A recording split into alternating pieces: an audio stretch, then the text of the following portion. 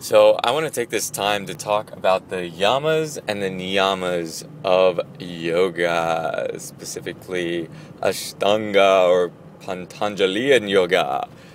These are essentially the do's and don'ts of yoga. Yama is restraint.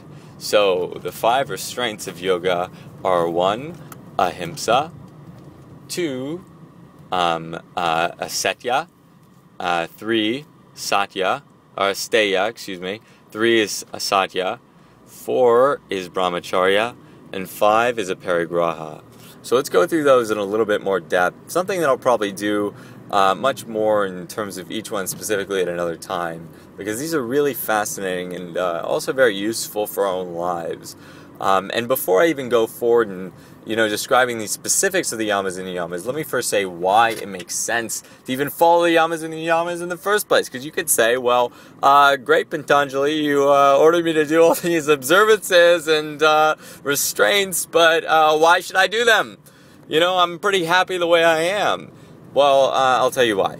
The reason why you should do the observances and the restraints is because they bring you to a state of peace. They give you an ethical life. And what's the point of an ethical life? Is it to appease God? Maybe. Is it to appease your neighbor? Maybe. Is it to appease yourself? Absolutely. Remember, people, this is the point of eudaimonia. This is the point of Aristotle's view of the good life. That things were not good based on some arbitrary external measure, but they were good because they were good to us. That's why you wanted to do them, right? And it's become a little bit backwards in society, especially philosophers trying to find the reasons for this. But let's forget that for the moment and focus on why it makes sense to do these things. It's because it really brings you peace. You can't really be in a state of peace if you're thinking all day long about how you stole something, how you violated a steya, and now you're worried about the cops coming to arrest you, right? Or let's just say you stole someone's time because you were late to an appointment, and now you're all flustered and frazzled about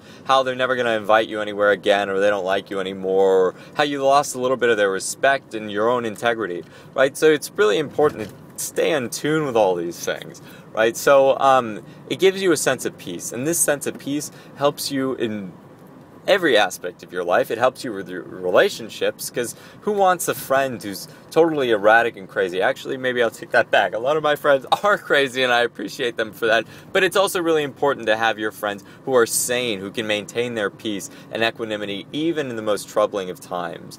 The next is that it's great for your business life. I mean, look, come on, if you can maintain that sense of presence and peace when your boss is yelling at you and everyone else in the office is going crazy, and if you don't work in the office and whatever working environment you have, then you know what? People are going to respect you more. They're going to look to you as someone who basically is the Rock of Gibraltar in troubling times. That's important. And it also helps you with your own life and your own health, because look, you're not getting stressed out all the time. I mean, come on. What is stress really? It's an absence of our peace. It's us forgetting that things are not exactly the way as they should be. So if we get back to this sense of peace, our entire vitality changes. We get increased joy, we get increased happiness, increased gratitude. We live, in other words, better lives. And I think that's a pretty good reason for doing these practices. So let's go into a little bit more depth. So the first is ahimsa. Ahimsa is nonviolence. This is nonviolence in thought, word, and deed.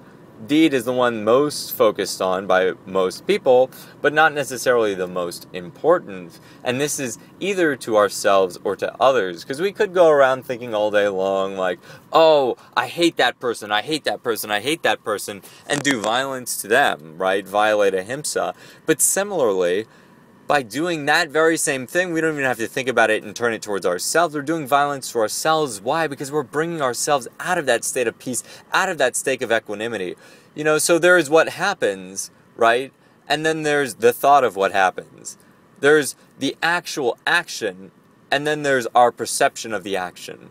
And the thing is, right, and I think I said this in another audio blog, that my friend Sarah said this to me. It's a quote from the Dalai Lama, that anger is sort of like drinking poison and expecting the other person to die.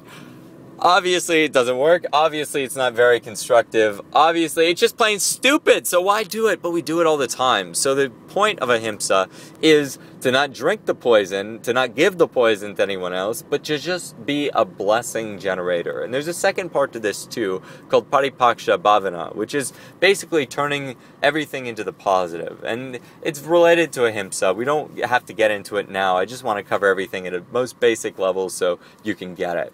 The second is asteya. This is non-stealing. And like I said earlier, this stealing doesn't necessarily have to be just gross physical things. Not like walking into a friend's house and stealing their book, or, you know, walking into their closet and stealing a piece of jewelry. Pretty weird, I know, most people don't do this, but how often do you tell someone that you're going to do something and you don't do it? Isn't that a sort of stealing from them? How often do you tell people that you're going to be somewhere and you're not there? And they're there waiting for you, or maybe they're not there waiting for you, but they expect you to be there, so they plan their day around it. Well, didn't you just steal a part of their day? See, it's interesting how deep and how far we can get into this, especially with every single one of these practices. But for now, I just want to stop there. So, non-stealing. Okay, the third is satya. This is truthfulness. And obviously we know we shouldn't tell lies, and we understand the problems, the ins and outs of that, the moral dilemmas, but it's truthfulness. But again, this truthfulness extends. It's not just truthfulness in terms of telling other people the truth. So, did you smoke weed at last Shabbat? Well, if you did, you say, yes, I did. And you know what? You accept the repercussions for that. But the thing is, it's worse to lie. It's always worse to lie, because then people don't respect you. You're out of your integrity, right?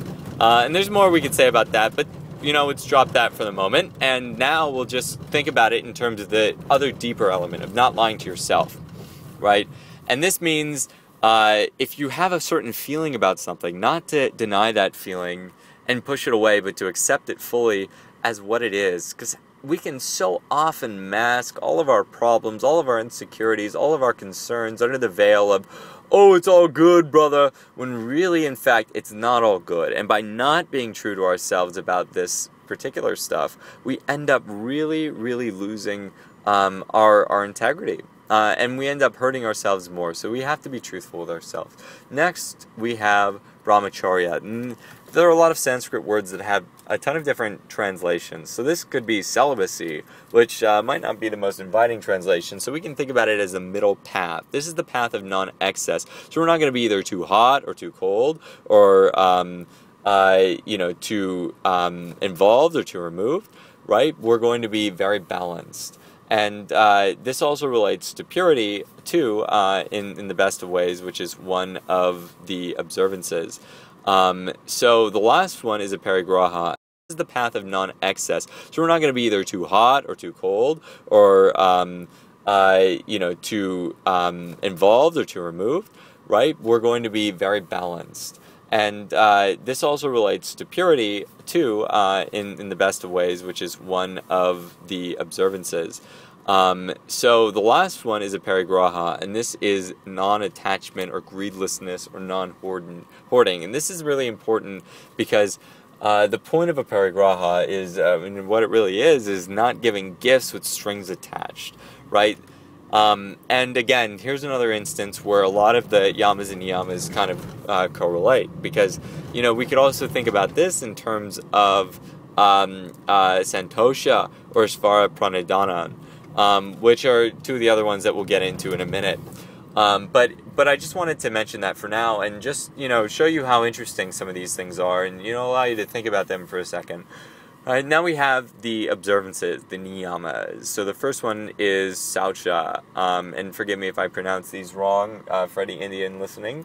And this is purity, right? And this is purity in all aspects of our lives. Of course, it's not just purity in, we're not drinking water from the gutter that's filled with bacteria and will probably kill us, or, you know, we wash our hands after we touch dirty things.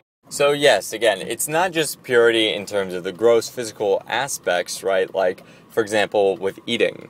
But it's also purity, say, in our dress, right? And in the words that we speak.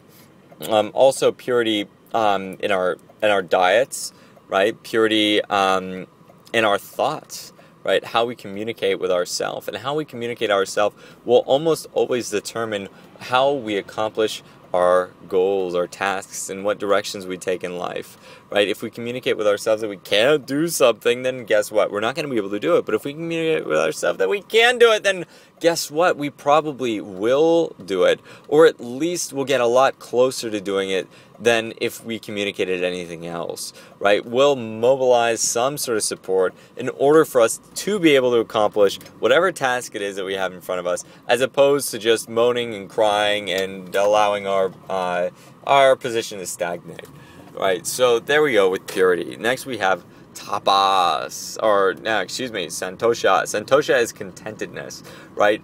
And contentedness in all things, either good or bad, no matter how they turn out. And it's important not to confuse contentedness with complacency, because that's so easy to do. It's so easy to just say, oh, things didn't turn out the way I want them to, but that's okay, I'm